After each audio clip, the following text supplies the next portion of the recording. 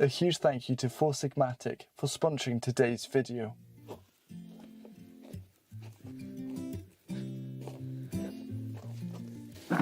Hello and a very warm welcome back to the garden. Today I've got a ton of kale to transplant. They're going to be succession planted after the previous crops of this year, and I thought it'd be the perfect opportunity to show you how to become self-sufficient in kale year round. So this here is my brassica seed bed where I'm starting off everything from purple sprouting broccoli to Brussels sprouts to cabbage and also to kale. In fact, I've got 7 different varieties of kale. Now, I like to start brassicas off in a seed bed, especially kale, because if I start them off in modules, say in a polytunnel, they're going to take up so much space because I grow so many brassicas. To sow brassicas that you're then going to lift up and transplant, I've got rows that are about 15 to 20 centimeters apart, and for all brassicas I sow them around 1.5 to 2 centimeters deep, so just under an inch. So you just make a simple line like a normal drill, and then you transplant the seeds quite thickly, maybe like 1 seed every 2 or 3 millimeters, and then they're just going to grow up like this. They're going to grow up tall.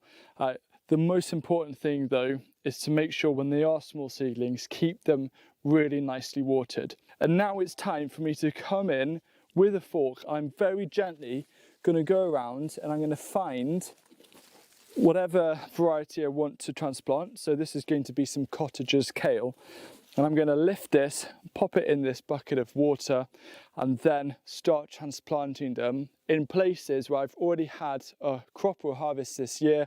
It's a perfect opportunity to then succession plant with most of your brassicas, and kale is one of the best for that. We all know that kale is a bit of a superfood. I've got red Russian kale growing here, and the main reason why we grow kale is for the leaves, and it's super productive, especially over winter. You just take a little and often harvesting approach, and it's a very welcome green during some dark, cold, wet months. Now, on top of obviously having the big leaves, you can also treat kale like a microgreen and grow them really thickly together and then harvest the smaller leaves. But my absolute favourite harvest that you get from kale is actually from the flower stems. So during the hungry gap, when there really isn't much available, kale will run to seed. It's then going to send out a load of flower shoots, and just before they break bud, you harvest them, treat them a bit like purple sprouting broccoli, and they are absolutely delicious. Talking about superfoods, I want to thank today's sponsor, Four Sigmatic. Four Sigmatic is a wonderful company that I've been using for well over a year, and they specialize in creating organic, gluten-free and plant-based mushroom blend drinks. For those of you who, like me, had no idea what Four Sigmatic means, it's actually a scientific term for the 100 most researched and nutrient-dense foods in the world.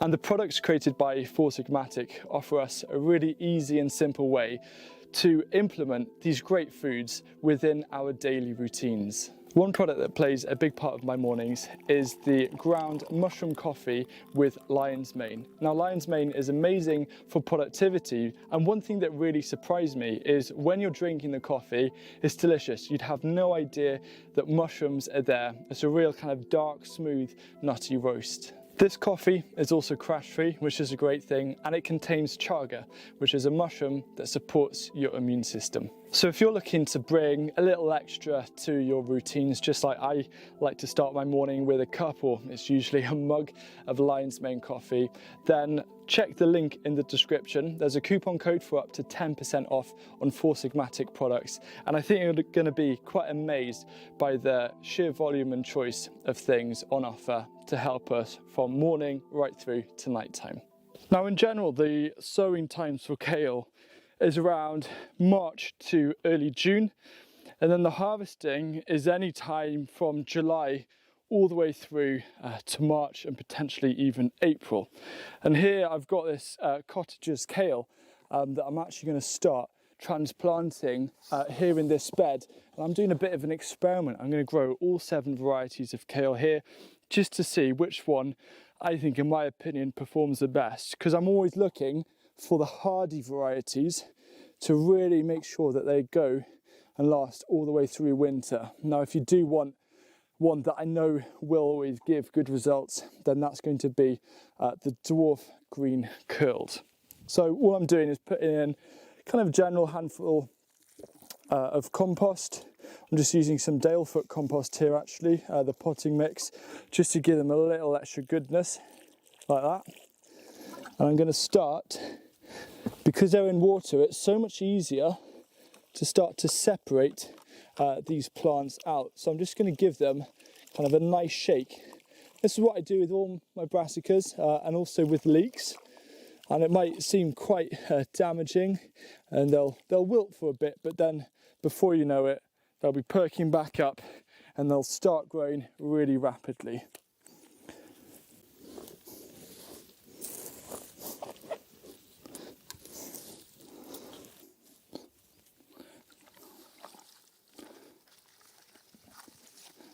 I'm going to select this massive kale, and it doesn't matter if they are really big, they're still going to transplant just fine. So I'm going to get this one here as well.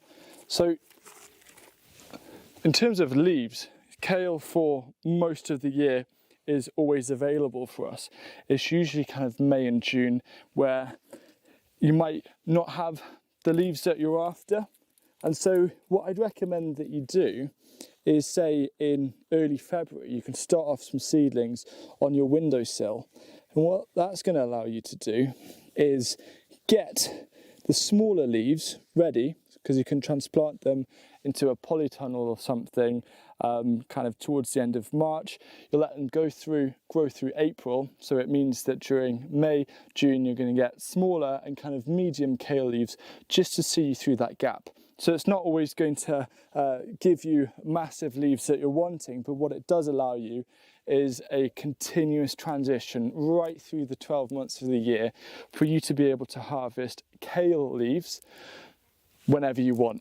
Now for me, I don't really care so much about growing kale through May and June, because that's when I'm enjoying all of the kale flower shoots. So ultimately it really comes down to, and I think this is something that isn't mentioned enough when it comes to self-sufficiency, is firstly working out what do you actually enjoy eating the most. And you don't want to start having something where you just eat it all of the time, because it kind of takes the fun away from it. That's why just growing a little bit of kale all through the year is going to make a nice difference, because you'll always have it available, but you'll never feel that you're going to have just way too much to deal with. And you can save the hungry gap for the most special part of kale, for those flower shoots. As a general rule of thumb, if I'm transplanting the majority of my brassicas, I use a trusty stick. This is a bit of bamboo as a guide between plants. So I like to transplant them around 45 centimeters apart. And the other thing is I'll just grab another plant here. Is that a great thing about brassicas is that you can actually plant them right up as deep up to the first kind of leaf. So you don't need to plant them right here where they're growing in the ground. You can bury them nice and deep to this leaf, and that's going to help create a stronger plant, because some of these bigger ones might need a stake later in the season when the winds start picking up. After they've been transplanted, I'll just go through, I'll give them another good water. I've already given this a nice soaking. And then the final thing with brassicas that's really important is they actually like to grow in a firm soil. They don't want something that's super light and fluffy, because they need a strong root base. Otherwise, if the wind comes, they'll just get blown away. So what I actually do is very carefully, after transplanting, I'm actually going to step around the stem of the plant like that, just to help firm it in nicely. And now this is a solid kale plant that's all transplanted and ready to get growing. One thing you might notice is that this kale isn't under a net. And I don't actually net my brassicas. I've got swede, I've also got a load of kohlrabi behind me. None of them are netted. And the reason why is that there's a little bit of a balance happening in terms of the pest-predator balance between the bird life, which is amazing around here, and also the cabbage white butterflies. But I do keep an active eye out. I'll be looking through leaves every now and then just to see if I see any clusters of eggs or signs of damage, and then I'll deal with it then. I feel that if I net them, I'll get a full sense of security, because if I net these, I'll think that they're protected. I probably won't look at them as much.